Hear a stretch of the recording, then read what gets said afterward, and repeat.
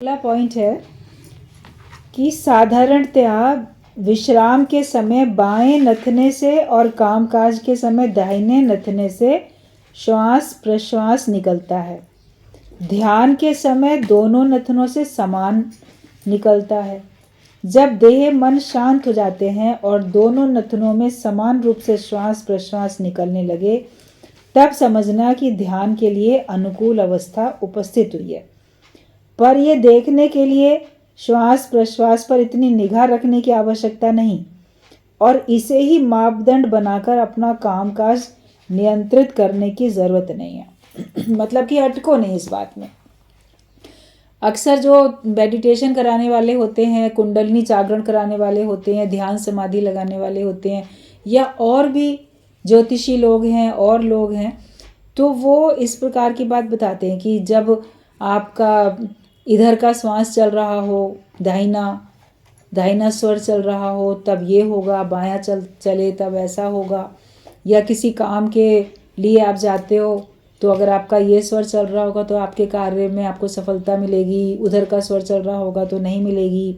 इस प्रकार की बहुत सारी बातें लोग बताते रहते हैं, जो कि अलग अलग प्रकार के बुक्स में, शास्त्रों में कहीं ना कहीं लिखी ही है, तभी बताते हैं।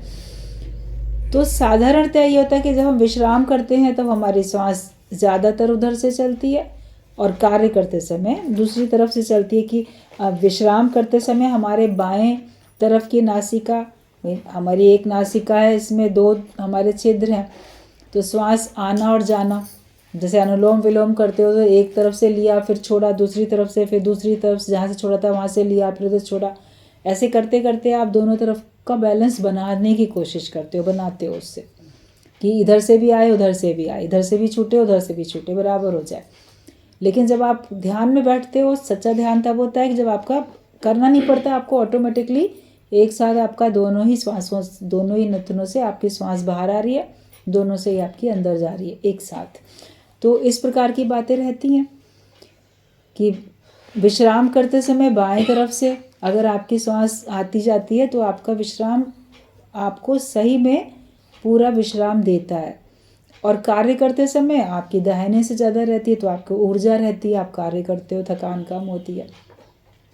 लेकिन इसी बात को आधार बना के नहीं चलो। शास्त्रों में बहुत सारी बातें लिखी हुई हैं, लोगों ने भी आपको बहुत सारी बातें बताई, लेकिन अगर हम उन्हीं बातों का आधार मान के चलेंगे तो हम तो सारा दिन उसी पे ध्यान रखते चले जाएंगे, दाएं से स्वर निकला कि बाएं से निकला। अभी तो सहज आप काम करते हो, आपको कब श्वास आई कब गई इतना भी पता नहीं होता। जब आप अपनी सांसों पे ध्यान देते हो तब पता चलता है हाँ मैं सांस ले रहा हूँ, वरना सांस लेते हैं हर समय हर पल, तो भी हमको याद थोड़ी रहता है, ना हमको ध्यान रहता। जब ध्यान देते हो तब ध्यान आता है हाँ श्वास अंदर गई बाहर आई, ऐसे तो आप कार्य में लगे हो। तो परमात्मा की भक्ति में आप लगे रहो, देह अध्यास आपका घूम रहे, इतना भी ज़बरदस्ती आपको इस पे ध्यान देने की ज़रूरत नहीं है। जो कार्य बनने होंगे बनेंगे, बिगड़ने होंगे बिगड़ेंगे, हमको उसमें किसी प्रकार के भ्रम में अटकना नहीं है। और जैसे संशय की बात इन्होंने कभी, संशय आ जाता है, ऐसा हो रहा था ना तब ऐसा होगा, ऐसा हुआ ना तो फिर ज़रूर बुरा होगा, ऐसा हुआ तो अच्छा होगा। या अपने पुरुषार्थ में संशय आया कि मैं कर तो रहा हूँ, परमार्थ के रास्ते पे कदम बढ़ा रहा हूँ, पुरुषार्थ कर रहा हूँ, पता नहीं मुक्त होऊंगा कि नहीं होऊंगा। तो जब संशय आता है तो आपकी गति उन्नति रुक जाती है, क्योंकि आप उस संशय के निवारण के लिए ही प्रयास करते रहते हो, अपनी उन्नति का कहाँ करते हो। जो भी आपके अंदर भ्रम संशय आया, या जो भी एक परमार्थ के अतिरिक्त जो भी आपके अंदर में विचार संसार का, सांसारिक कार्यों को करने के लिए आया, तो उसमें फिर आपका इधर का तो प्रयास रुक गया ना। पहले ये काम निपटा लें ना फिर सत्संग जाएंगे, पहले ये काम निपटा लें फिर भगवान की भक्ति करेंगे, पहले ये जिम्मेदारी पूरी हो जाए तब पूरी तरह से भगवान में लीन होएंगे। इस प्रकार के भाव आते रहते हैं। तो फिर आप आगे कहाँ बढ़ पाते हो, आप उन्हीं कामों में रहते हो। और ये तो बात हमेशा है कि दुनिया के धंधे कभी कम ना होंगे, अफसोस हम ना होंगे। दुनिया के धंधे तो कभी कम होने वाले हैं ही नहीं, मगर ये अपने पे अफसोस कर लो कि तुम ही नहीं रहोगे एक दिन।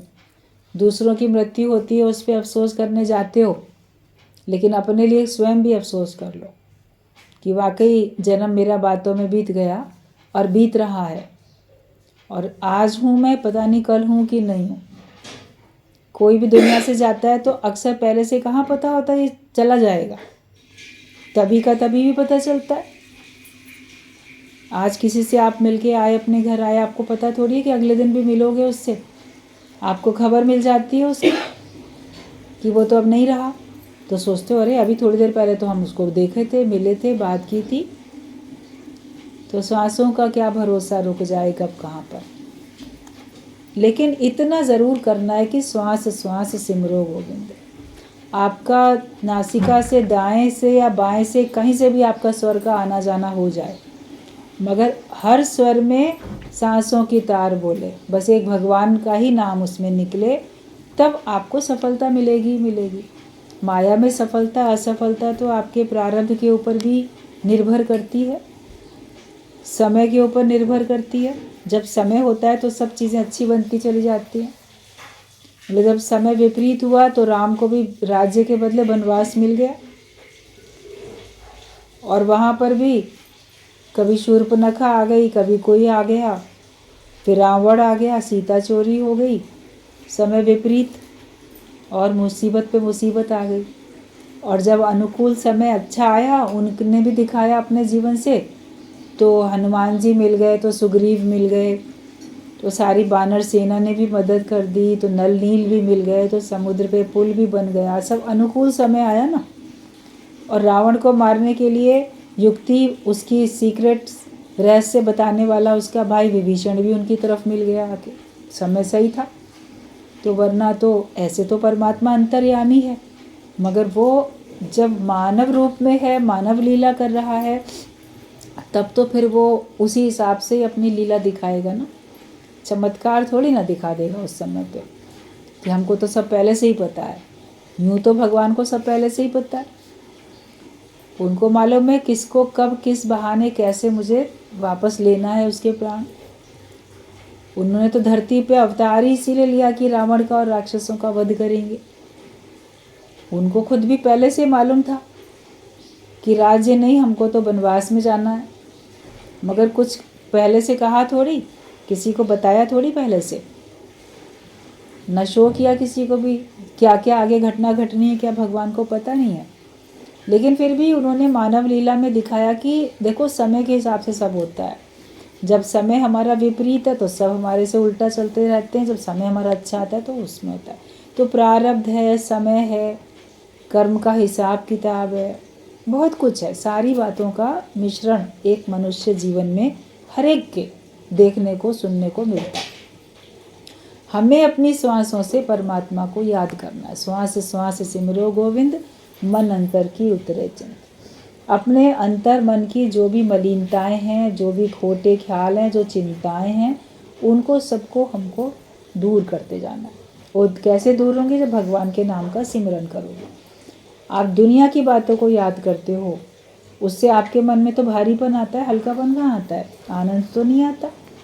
जब जब आप जगत को सत्य मानोगे, अपने को देह मानोगे, तो तब तक आपको अंदर भारीपन रहेगा, तनाव होगा, हमें सच्ची प्रसन्नता नहीं मिल सकती है। लेकिन सारे काम बाहर से भी भीतर से भी छोड़ के तब हम भगवान की भक्ति कर सकते हैं।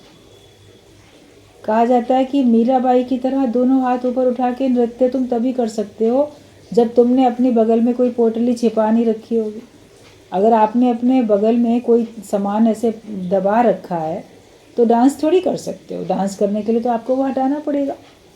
तो भगवान के भक्ति में लीन होने के लिए आपने जो मैं और मेरा रखा हुआ है, आपके एक तरफ मैं है, एक तरफ मेरा है, उसी को ये जैसे कस के पकड़ रखा है, तो फिर आप भगवान की भक्ति में लीन नहीं हो सकते। उसको तो छोड़ना ही पड़ता है। आपने अपनी मुट्ठी में कोई चीज़ बंद कर रखी है तो कुछ और चीज़ पाने के लिए आपको मुट्ठी खोलनी तो पड़ेगी ना। बंद मुट्ठी में दूसरी चीज़ ले लोगे क्या? तो हमने पहले ही माया पकड़ रखी है, जकड़ रखा है अपने आप को माया में, और खुद ने भी माया पकड़ रखी है। जड़ चेतन सब माया को कस के पकड़े रहते हैं, छूट ना जाए, छूट ना जाए। तो भगवान कैसे पाओगे? एक मुट्ठी खोलो, उसमें जो कुछ है उसको छोड़ो, तब तो आप परमात्मा को पकड़ सकते हो। टोटल हमें भगवान के आगे सरेंडर करना पड़ता है, समर्पण करना पड़ता है। तब हमको परमात्मा की प्राप्ति होती है। तो श्वासों में भगवान को ही बसा लो, दिल दिमाग में भगवान को बसा लो। और जब हमारा मन शांत हो जाता है, जब हमारा शरीर भी कोई थका हुआ नहीं है या शरीर से बहुत कार्य आपने नहीं किया, उसको भी आराम है, शांति है, और मन भी नहीं दौड़ता है चारों तरफ, मन भी हमारा शांत है। जब बिल्कुल शांत चित्त से आप बैठते हो, तन से भी मन से भी, जब श्याम भगवान कभी ओम का उच्चारण सत्संग में करवाते हैं ओम का, तो उसके पहले बोलते हैं सब शांत हो जाओ, तन शांत, मन शांत, तन स्थिर, मन स्थिर, सब स्थिर हो जाए, और फिर आप गहरी सांस लेके ओम का जाप करो, ओम का उच्चारण करो। तो अगर मन में हलचल चलती है, मन चारों तरफ दौड़ रहा है, या शरीर भी बहुत कार्य कर रहा है, आगे करने हैं वो दिमाग में, या भी बहुत काम करके बैठे हैं, थके हुए हैं, तो भी तो आप भगवान का मनन नहीं कर सकते ना। ध्यान आपका आपकी देह में जाएगा, यहाँ दर्द हो रहा है, वहाँ पीड़ा हो रही है। शरीर को आराम तो दिलाओगे, मगर फिर मन को भी आराम नहीं दिलाओगे। और इतना कर लिया, इतना काम बाकी पड़ा है, बीवी जिम्मेदारियाँ बाकी पड़ी हैं, तो आप भगवान की भक्ति फिर नहीं कर सकते। तो देह को भी और मन को भी, दोनों को स्थिर और दोनों को हमें शांत रखना पड़ता है। और जब हम शांत रखते हैं तब समझो कि हमारा ध्यान ऑटोमेटिक लग गया। फिर आपकी श्वास समान रूप से चलती है, मतलब कि लेने में, देने में, नफ़े में, नुकसान में, द्वंद्वी जोड़े में, दाएं से बाएं से कहीं से भी आपकी श्वास चले, मतलब कि द्वंद्वी जोड़े में आप समान रहते हो। और समभाव से एक रस अवस्था में आप आ जाओगे, जब आपका तन और मन दोनों ही जगत के कार्यों से छूटे हुए होंगे।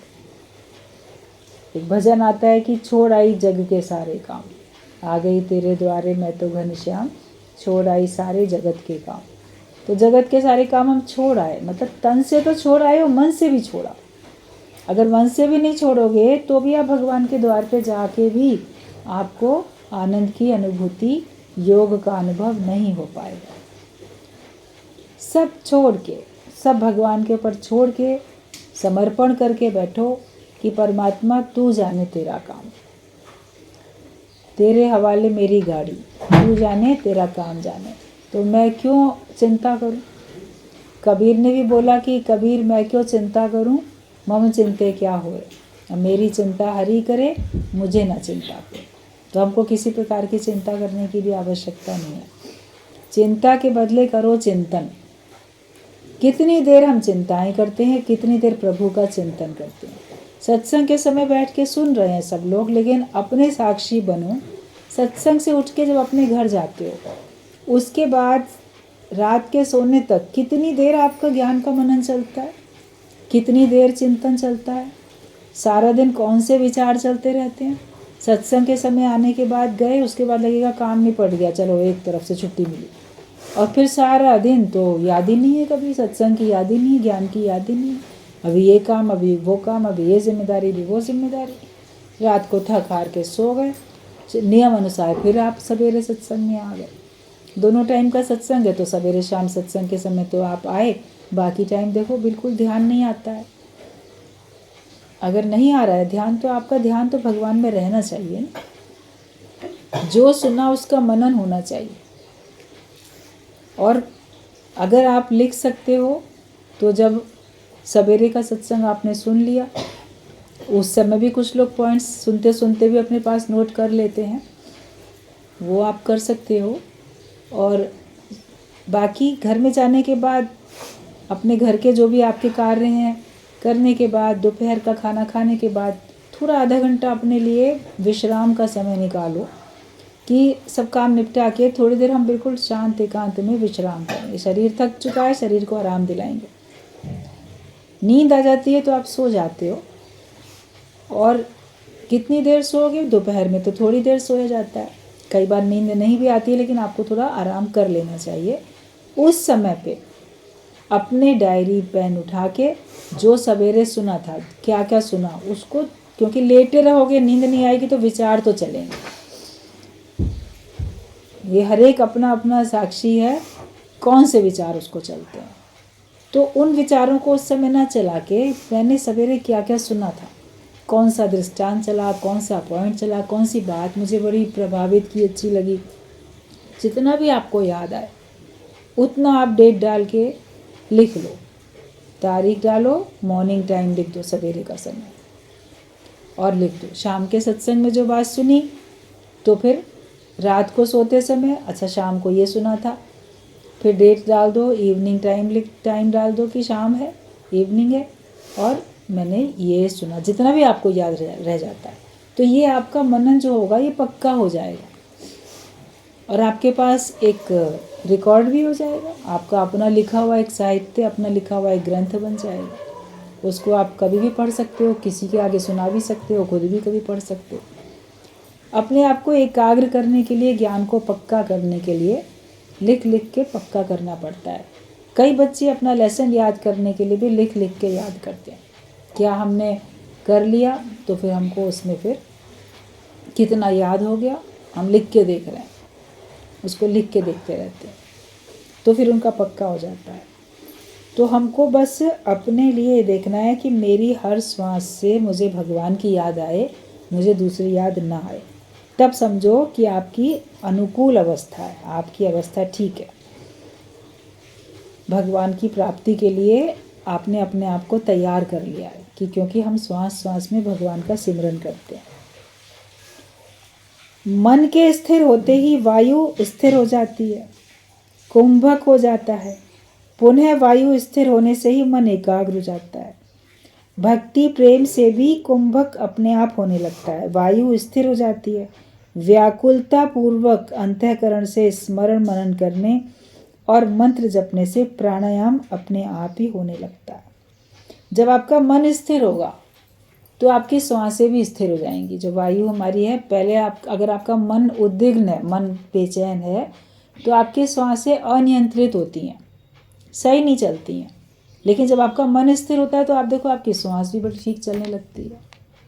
जब एक्सरसाइज योगा वगैरह करते हो और शवासन लगाने के लिए बोला जाता है, तो उसमें एकदम सब काम छोड़ के रिलैक्स, बिल्कुल सीधा लेट के और आंख बंद करके आपको कहा जाता है कि अपनी श्वास पे ध्यान दो, कि किस स्पीड में वो आती है, किस स्पीड में जा रही है। अपने आप से लेने की ज़रूरत नहीं है सांस को, वो अपने आप उसको केवल देखो। तो आप देखोगे पहले आपकी सांसें चल रही थी तेज़ तेज़, फिर वो धीमी गति से चलती हैं, फिर बहुत गहरी और लंबी सांस होने लग जाती है। कभी बीच में आपको लगेगा अब सांस आ ही नहीं, रुक गई सांस, और उसके बाद फिर थोड़ी देर में चल पड़ी।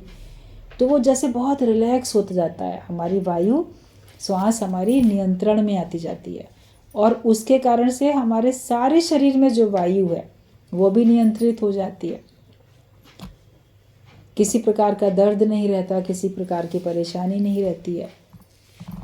तो वो हमारा ऑटोमेटिक हो जाता है। जब मन हमारा स्थिर होता है तब हमारा सब कार्य ऑटोमेटिक होने लग जाता है, और वो जैसे फिर एक रोक लग जाती है। कुंभक का मतलब होता है हमने रोक लिया, तो ऑटोमेटिक हमारी श्वास रुक जाती है। फिर उसके बाद फिर चलती है ऑटोमेटिक, स्वतः चलती है, स्वतः रुक जाती है, क्योंकि मन हमारा रुक जाता है। और भक्ति में और प्रेम में भी हमारा जो संयम है, श्वासों का भी और बाकी हमारा सभी का, तन का, मन का, सबका संयम ऑटोमेटिक हमारा हो जाता है। हमें खास ज़बरदस्ती अपने को, माया से अपने को रोकने की ज़रूरत नहीं पड़ती है। मीराबाई ने तो भक्ति की, तो उसको अपने आप को रोकने की ज़रूरत नहीं पड़ी ज़बरदस्ती, लेकिन उसका मन अपने आप ही संयम में आ गया।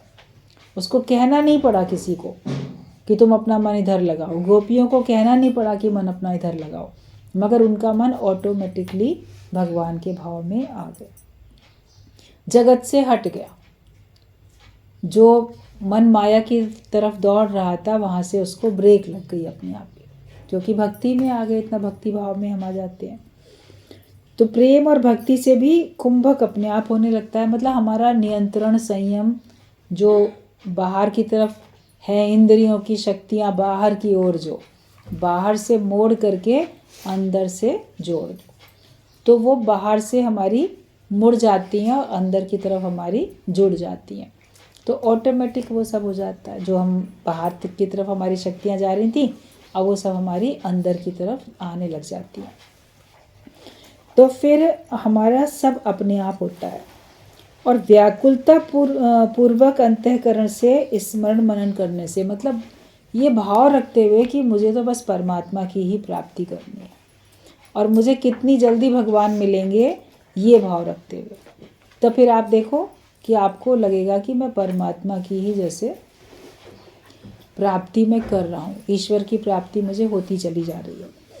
और प्राणायाम फिर अपने आप ही होने लगता है, मतलब आपका अपने प्राणों पे भी कंट्रोल अपने आप हो जाता है, प्राणों पे आप कंट्रोल करने लग जाते हो। अभ्यास और वैराग्य को छोड़कर मन की एकाग्रता प्राप्त करने का सुलभ और सहज उपाय अन्य कोई नहीं है। आप अभ्यास में रहो और वैराग्य की वृत्ति में रहो। भगवान कृष्ण ने भी ये बात बोली है कि अभ्यास और वैराग्य से हे अर्जुन मैं मिलता हूँ। अभ्यास करो और वैराग्य भी धारण करो। तो अभ्यास किस बात का करना है कि मैं देह नहीं, मैं आत्मा हूँ, मैं ब्रह्म हूँ, इसी बात का अभ्यास करना है। और वैराग्य क्या लेना है कि ये जगत मिथ्या है, मुझे इससे वैराग्य लेना है। ये दो बातें अभ्यास और वैराग्य में आती हैं कि जगत मिथ्या है। मिथ्या से तो प्रीत मूर्ख करेगा ना, कौन उससे करेगा। और जब आप मिथ्या जानोगे तो आपकी वैराग्य वृत्ति हमेशा ही रहेगी, आपका मन आसक्त होएगा ही नहीं। अभी आपके सामने मेज़ पे टेबल पे प्लेट है, उसमें फ्रूट्स रखे हुए हैं, आप सोच रहे हो ये असली हैं तो खाने के लिए मन भी जा रहा है, लेकिन कोई बता देगा ना मिट्टी के बने हुए हैं, कितने असली लग रहे हैं। जब आपने जान लिया ये मिट्टी के बने हुए हैं, उसके बाद उनको खाने का मन करेगा?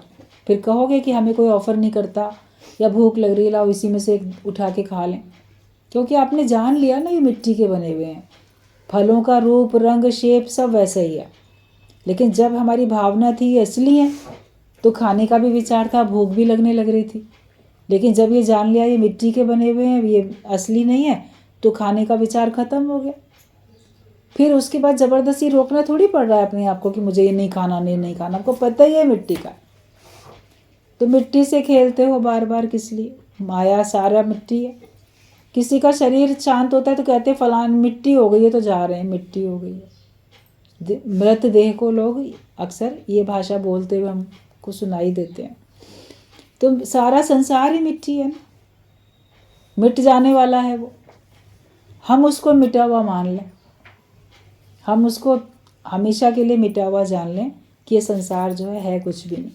तो फिर आपको अपने मन को क्या रोकना पड़ेगा? वैराग्य तो आपका हो ही गया ना, वैराग्य वृत्ति है। सच कुछ नहीं है, सच केवल एक भगवान है, बाकी संसार में कुछ सच नहीं है। इसलिए उसी भगवान के प्रेम में, उसी भगवान के मनन चिंतन में, उसी भगवान की याद में रहो। उसी से तुम्हारी उत्पत्ति हुई है, उसी में तुमको लीन होना है। इधर उधर मन भटकाना बहुत कर लिया, अब सबको अपने आप को स्थिर करना है। अपने मन को, बुद्धि को, सबको स्थिर करके बैठो, अपने लक्ष्य पर नज़र रखो। मैं क्या होने आया था सत्संग में, क्या पाने आया था, दुनिया में क्यों आया था? प्राणी सोच ज़रा, दुनिया में क्यों आया, क्यों आए थे दुनिया में? परमात्मा को पाने के लिए भगवान ने मनुष्य देह दे के भेजा था। बाकी तो स्वर्ग जैसे सुख तो जानवरों को भी मिल जाते हैं। कई पशु पक्षी ऐसे अमीर घरों में ऐसे कहाँ कहाँ पलते हैं, उनके लिए देखो क्या क्या सब वो रहता है, बंदोबस्त बहुत कुछ रहता है। लोग जानवर पालते हैं, कुत्ता पालते हैं, उसके लिए अलग से नौकर रखेंगे, उसके लिए अलग से कमरा होगा, उसमें सब टेम्परेचर रेगुलेट करने के लिए, सर्दियों में तो रूम हीटर है, तो गर्मियों में एसी है, तो ये है तो वो है। इतने भी हमने देखा है और आप लोगों ने भी सुना देखा होगा। हवाई जहाज़ में घूमते हैं अपने मालिक के साथ, वो भी तो सुख तो वो भी ले रहे हैं। ऐसा थोड़ी कि उनको सुख नहीं मिल रहा है, लेकिन मनुष्य शरीर में भी तुमने वही लिया तो कौन सी बड़ी बात की। वो भगवान को नहीं पा सकते, अन्य शरीर धारण कर रखा है। आप भगवान को पा सकते हो क्योंकि आपने मनुष्य देह धारण की हुई है। तो जिस कार्य के लिए भगवान ने मनुष्य देह दी वो कार्य तो करो। उसमें क्यों देर, क्यों उसमें ऐसे सुस्ती आलस्य, और क्यों लापरवाही क्यों करते हैं? आप परमात्मा की प्राप्ति में अपना जीवन लगाओगे, आपको सच्चा सुख मिलेगा। ऐसा सुख मिलेगा, ऐसी खुशी मिलेगी जो कि कभी कहीं और है ही नहीं। अपना हर दिन, जैसे बात अभी चल रही थी, हर दिन दिवाली, हर दिन अपना दिवाली मना के बिताओ, वरना तो खास दीपावली के दिन अगर किसी के घर में कोई मृत्यु या कुछ और दुर्घटना घटी होगी तो वो नहीं मना सकेंगे त्यौहार। आप मना सकते हो हर दिन, मतलब कि हर दिन खुश रह सको। बाकी सारी चीज़ें जो हैं वो सब व्यर्थ हैं, माया के पदार्थ बाकी सब व्यर्थ है, लेकिन तुम ही सबसे ज़्यादा मूल्यवान हो। अपने को सबसे ज़्यादा कीमती जानो और अपना नुकसान तो नहीं करो ना। दूसरे किसी भी वजह से हम अपना नुकसान नहीं करें और अपने को हम हमेशा आनंद में रखें, तब आप हर दिन दिवाली मना सकते हो। मेरा नुकसान ना हुआ, ना है, ना होगा, ये विचार रखो। मुझ आत्मा का कभी कोई नुकसान नहीं हुआ, ना है, ना होगा। और लाभ परमात्मा की प्राप्ति से बढ़ के और कोई लाभ नहीं है। जिसे भगवान मिले उसे सब मिल गया, जिसको भगवान नहीं मिलते हैं उसको सब कुछ मिल भी जाए तो क्या, वो भी सब व्यर्थ ही है, छूट जाएगी एक दिन। जो छूटने वाली चीज़ है उसको पाने के लिए सारा प्रयास है, जो सदा आपके पास रह सकती है उसके लिए आप ध्यान ही नहीं देते हो। गुरु ध्यान दिलाता है, हम भी ध्यान लगा लें, थोड़ा सा ध्यान तो लगाओ कम से कम उसमें। तो अभ्यास और वैराग्य आपके अंदर होगा तो आपका मन अपने आप एकाग्र हो जाएगा। फिर मन को इधर उधर कुछ करने की ज़रूरत नहीं पड़ेगी, मन आपका एकाग्र ही रहेगा। और कोई सरल और सुलभ और सहज उपाय इसके अलावा कोई है ही नहीं। ज्ञान से ही हमको वैराग्य आता है, ज्ञान से ही हमारा अभ्यास होता है। बिना ज्ञान के अभ्यास नहीं आएगा, बिना ज्ञान के वैराग्य नहीं होगा। और वो हमको कितनी सरलता से मिल गया, फिर उस सरलता से मिला है तो सुलभता से मिला है, हम उसका पूरा का पूरा लाभ भी ले लें। चाहे जितने समय तक जप ध्यान करो, वो 10-15 मिनट करो, उतना भी अच्छा है, किंतु उसे मन प्राण की तन्मयता से करो। तो वो अंतर्यामी है, भीतर देखते हैं कितने समय तक ध्यान किया या कितनी बार जप किया, इसे तो वे देखेंगे नहीं। भगवान ये नहीं देखेंगे कि आपने कितनी देर ध्यान लगाया, कितनी देर मनन किया, क्या किया। मैंने इतने बार राम राम लिख के डाल दिया, कॉपी में लिख के वहाँ बैंक में जमा कर दिया, मैंने इतनी माला फेर ली, वो आप अपना हिसाब रखते हो, भगवान नहीं रखते आपका वो हिसाब। भगवान तो ये देखते हैं कितनी देर तुमने प्रेम पूर्वक मुझे भजा, कितनी देर एकाग्र मन से तुमने मुझे याद किया। अगर हमको भगवान को याद करना है तो निस्वार्थ भाव से याद करें। सभी तो स्वार्थ से करते हैं। अक्सर ही हम देखते हैं कि कोई भी तीर्थ स्थान होते हैं या कहीं भी कोई मंदिर होते हैं तो उनके बारे में ये सब प्रचलित मान्यताएं लोग बहुत बना देते हैं। यहाँ जाने से ना मनोकामना पूरी होती है, ये व्रत रखने से मनोकामना पूरी होती है, मन वांछित फल पावे, बस मन जो ये करेंगे तो मन के हिसाब से फल मिलेगा। तो कामना रख के ही जा रहे हैं और वहाँ गए हैं तो मांगेंगे ज़रूर कुछ, बिना मांगे रह नहीं पाएंगे। कई लोग बोलते हैं अरे याद ही नहीं रहा मांगने का, हमको तो जाना बेकार हो गया, मंदिर गए वहाँ भूल गए। भाग्यशाली हो जो भूल गए, भगवान के दर्शन में मूर्ति में इतने खो गए कि कम से कम माया नहीं याद आई, अच्छा है। उसमें अफसोस करेंगे, नहीं एक बार फिर से दौड़ के जाऊँ ना, मांग आऊँ जाके। बाहर मंदिर से निकल के आने के बाद भी लोग दोबारा दौड़ते हुए हमने देखे हैं, अरे नहीं कुछ मांग आए जाके। तो कामना रख के तो करते हो भगवान की भक्ति, तो वो सच्ची भक्ति थोड़ी है। भगवान से कहा कि आपके देखो भक्त कितने हैं, तो भगवान ने कहा इसमें मेरा भक्त तो एक भी नहीं है, सब तुम्हारे ही भक्त हैं, माया के ही भक्त हैं सब। मेरे लिए कौन आता है, सब अपने मनोकामना पूरी करने के लिए आते हैं। कोई होगा जो मेरे लिए आएगा, वही मेरा अपना सच्चा भक्त है। तो कामना रहित होके, स्वार्थ रहित होके भगवान की भक्ति करते हो, उसको याद करते हो, चाहे थोड़ी देर भी याद किया, उससे परमात्मा प्रसन्न होते हैं।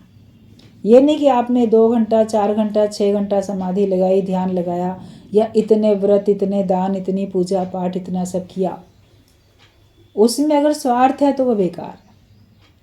तो भक्ति भावना से भगवान को चाहो, भगवान के शुक्राने गाओ उसमें कि तुमने मुझे क्या नहीं दिया, सब कुछ तुमने मुझे दे दिया, जो दिया उसका बहुत धन्यवाद है, बहुत शुक्राने, मेहरबान, जो कुछ दिया अच्छा किया, शुक्रिया। शुक्राने गाने के लिए तो जाया करो ना मंदिरों में, जो दिया है उसके लिए। शिकायतें करने सब पहुंच जाते हैं, ये नहीं दिया, वो नहीं दिया, ये दे दो, वो दे दो। जब भी भगवान के आगे खड़े हो जाओ, मूर्ति के आगे, मंदिर में, कहीं भी जाओ आप, या घर में भी रहो, दादाजी ने कहा हर 1 घंटे बाद शुक्राना मानो। थोड़ी थोड़ी देर बाद भगवान का शुक्राना गाओ कि भगवान तुम्हारा बहुत शुक्र है, तुमने मुझे क्या नहीं दिया, मैं इसके लायक नहीं था, जितना उपकार मुझ पे तुमने कर दिया, इतने उपकार के मैं लायक नहीं था। मिले हुए पे अगर नज़र रखोगे, जो प्राप्त है उसको अगर देखोगे, उसके लिए भी थैंकफुल रहोगे। इतना भी भगवान नहीं करते तो क्या हो जाता? फिर तो आप भगवान के आगे, तो भगवान तो कहीं है ही नहीं ना। आपको स्थूल रूप से दिखता नहीं, जो पकड़ के आप उसको जेल में डालो या मारो पीटो या बंधक बना लो। वो तो इसीलिए छिपा रहता है, मनुष्यों के पहुंच से परे रहता है। तो फिर आप शिकायतें ही करते रहते। कई लोग बोलते हैं भगवान मुझे कहीं मिल जाए ना, मैं उसे पकड़ के खूब पीटूं, उसने इतना नुकसान किया है मेरा। अज्ञानता में लोग ऐसा बोलते नज़र भी आते हैं, दिखाई देते हैं ऐसे लोग। तो भगवान ने तो आपको जो कुछ दिया, 1 भी ना दे और 10 भी हर ले, तो मूढ़ा तू क्या कर ले। तुम्हारे तो पास जो पहले से 10 चीज़ें हैं, वो भी भगवान तुम्हारी ले ले, तो तुम क्या कर सकते हो? भगवान के आगे तुम्हारी चलने वाली है नहीं। तो इससे अच्छा उसके शुक्राने ही गाओ, जो दिया है उसका शुक्राना गाओ। मेले में रहते हो तो भी मस्त रहो, झमेले में हो तो भी मस्त रहो, अकेले में हो तो भी मस्त रहो, मस्त रहो, बिल्कुल खुश रहो। तभी हर दिन अपना दिवाली की तरीके से, आपका त्यौहार की तरीके से बीतेगा। तो चाहे कितना भी आप जप कर लो, लेकिन अगर मन और प्राण से, तन्मयता से करोगे, तो भगवान तो वही देखते हैं, क्योंकि वो अंतर्यामी है, तुम्हारे अंदर भगवान बसे हुए। वो जान रहे हैं कि तुमने मन लगा के नाम लिया कि दिखावे के लिए नाम लिया। और लोग तो आपके दिखावे को समझ पाएंगे या नहीं समझ पाएंगे, लेकिन परमेश्वर तो समझेंगे, वो तो समझ जाते हैं। भक्ति करो तो निस्वार्थ भक्ति करो। आरंभ में जप ध्यान नीरस ही लगता है, तो भी औषधि निगलने के समान किए जाओ। 3-4 वर्ष निष्ठा के साथ करने पर आनंद मिलने लगेगा। तब 1 दिन भी ना करने पर अत्यंत कष्ट होगा और कुछ भी अच्छा नहीं लगेगा। मतलब चाहे ध्यान या जप कोई करे या सत्संग में आए, कभी शुरू में उसको लगेगा कि ऐसा ही है, कुछ खास नहीं है। किसी किसी को लग सकता है, आनंद मान लो नहीं आता है, मगर तो भी आप आते जाओ, फिर आप देखोगे आपका मन भी लगने लगेगा, आपको सत्संग सुनने में अच्छा भी लगने लगेगा। ये हमारी एक खास आवश्यकता बन जाएगी। फिर एक दिन अगर आपको सुनने को नहीं मिलेगा तो आपको पछतावा भी होगा, कष्ट भी होगा, आपको परेशानी होगी, आज सत्संग नहीं सुन पाए। क्योंकि अब ये हमारे जीवन का एक सबसे आवश्यक हिस्सा बन जाता है, हमारे जैसे कि मन की खुराक हो जाती है। जिस दिन पानी ना मिले पीने को, भोजन ना मिले खाने को, तो आपको व्याकुलता होती है, अरे इतनी देर हो गई ना, अभी तक पानी नहीं पी पाए, अभी तक खाना नहीं खा सके। तो ऐसे ही हमारे आत्मा का भोजन है, मन का भोजन है। तो ज्ञान सुनने को नहीं मिलेगा तो आपको बेचैनी होनी ही चाहिए। तो शुरू में आपको इतना नहीं लगेगा, मगर धीरे धीरे जितना आते जाओगे उतना आपको इसकी आवश्यकता अनुभव होती जाएगी, उतना बेचैनी, उतना आपको और तड़प इसके लिए प्राप्त करने के लिए होती जाएगी। तो जब आपको आनंद मिलने लगता है सत्संग में आने से या ध्यान या जप करने से, तब फिर 1 दिन भी अगर आप नहीं इसमें आते हो तो आपको अत्यंत कष्ट होगा, और फिर आपको सारा दिन कुछ अच्छा नहीं लगेगा। एक मुख्य काम जो था सत्संग का वो आज रह गया, या ध्यान का या पूजा का, जो भी आपने आदत डाली है, समाधि का जो भी आपकी आदत है, तो उसके बिना फिर आपको बेचैनी होती है, क्योंकि हमें लगता है कि इससे हमारा मन एकाग्र हो रहा है और हमको एक अंदर में शक्ति मिल रही है, शक्ति का अनुभव हो रहा है। भक्ति में शक्ति होती है, और वो शक्ति आप लेके उसी शक्ति से परमात्मा को भी पाते हो, उसी शक्ति से आप माया के कार्य भी कर पाते हो। तो इसके लिए अपने आप को शक्तिशाली बनाने के लिए भगवान का नाम तो हमको जपते ही रहना चाहिए।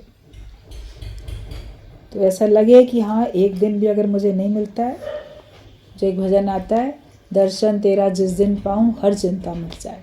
मतलब भगवान, जब तुम्हारा आत्म साक्षात्कार मुझे होता है, मैं तुम्हारे दर्शन करता हूँ। मीराबाई को तो उस मंदिर के मूर्ति के दर्शन की अभिलाषा थी, तो कहते अगर नहीं मुझे मिलेगा तो मेरे को तो परेशानी होने लग जाती है।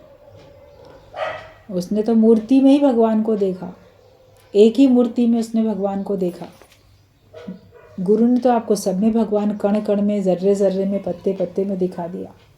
तो जब भगवान के अतिरिक्त अगर कुछ देखोगे तो आपको बेचैनी होने लगेगी। किसी को भी आप देखो, आप उसको नाम रूप करके देखते हो तो फिर आपको बेचैनी होगी, लेकिन जब आप उसको भगवान करके देखोगे तो आपको चैन मिल जाएगा कि है ही भगवान। जहाँ जहाँ नज़र जाए बोलो ये भी उसका रूप है, ये भी उसका रूप है, उसका रूप है। भगवान को देखने से ही आपको चैन आराम मिलेगा, कुछ और देखने से नहीं मिलने वाला। तो हम उसका दर्शन, तो उसके अनेक रूप हैं, दर्शन किया करें। तो क्या कह सकते हो कि भगवान मेरे से दूर हैं या मैं उनको कैसे पाऊँ? इतने रूप में वो चारों तरफ भगवान है, लेकिन सच्ची तरीके से उसको भगवान ही जान के देखो। फिर दोस्त, दुश्मन, घर वाला, बाहर वाला, अपना पराया, ये नहीं, है ही भगवान। वो भाव अगर आप रखोगे तो फिर आपको आराम मिलेगा, आनंद आपके पास हमेशा के लिए स्थायी रूप से अपना स्थान बना लेगा। वरना कभी खुशी और कभी गम के झूले में सब लोग झूल रहे हैं। तो अपने अंदर देखो कि हमको सत्संग से, ज्ञान के वचनों से हमें आनंद आने लगा कि नहीं आने लगा। नहीं आने लगा तो अभी और प्रयास करो, फिर आपको सत्संग सुनना, ज्ञान में रहना, भगवान देखना, या जो भी आप मंत्र वगैरह जपते हो, अगर जो भी कार्य में रहता है उसमें आपको लगेगा कि हाँ मुझे आनंद आने लगा है।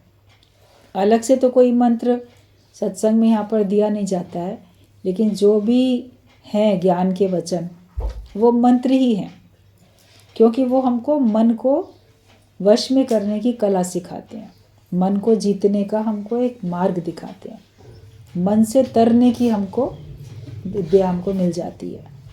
तो वो ये मंत्र हो जाता है। जब मन से तर गए तो समझो मंत्र हो गया। तो इसलिए अपने आप को वास्तव में भगवान सब तरफ दिखा के मन से उपराम करो। जो मन को जीत लेता है उसको परमात्मा मिल जाते हैं।